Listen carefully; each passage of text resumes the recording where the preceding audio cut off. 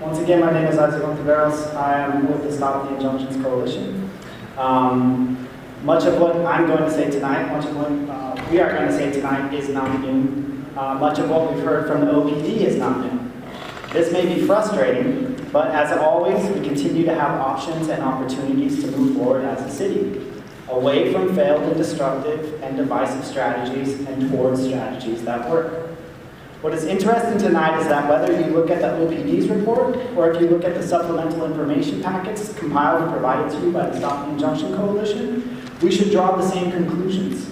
Despite the OPD's predictably distorted and out-of-touch recommendations, their data and ours find the same thing, that civil gang injunctions are costly and ineffective, especially in addressing violent harm in the adjoined area.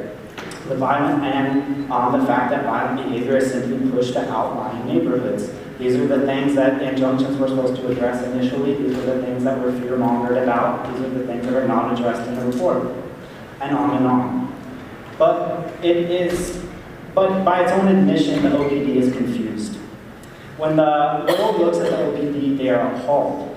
Whether it's behavior in suppressing the Occupy Oakland, and the outrageous number of police killings in the past year. Just 2 weeks ago, this city paid out $1.7 million to the family of Jerry Amato, who was kicked to death by OPD officers.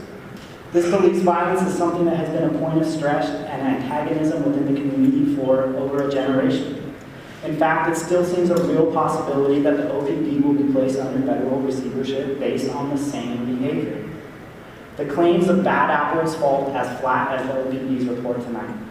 Police violence is a problem, and it is a systemic problem. These are the same police that would enforce the gang injunction.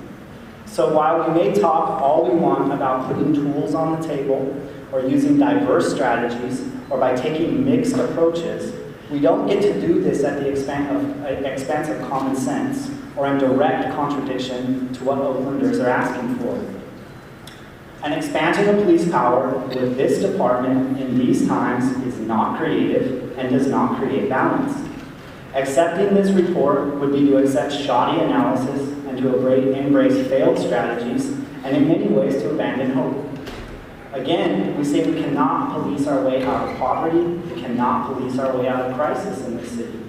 Gang injunctions kick other options off the table and exacerbate Oakland's underlying problems. Said it before, we'll continue to say it. We urge the committee to reject this report. We understand that this is not an action item, but still we urge and encourage the council to abandon these failed strategies.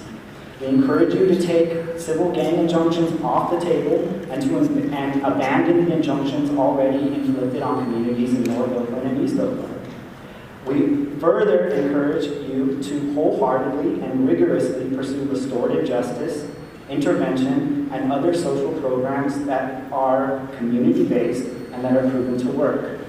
Like previous speakers have said, we are here to work from within the community, with you all, but we will continue to voice our opposition. We will continue to organize our opposition to gang injunctions and to all police violence. Thank you so much.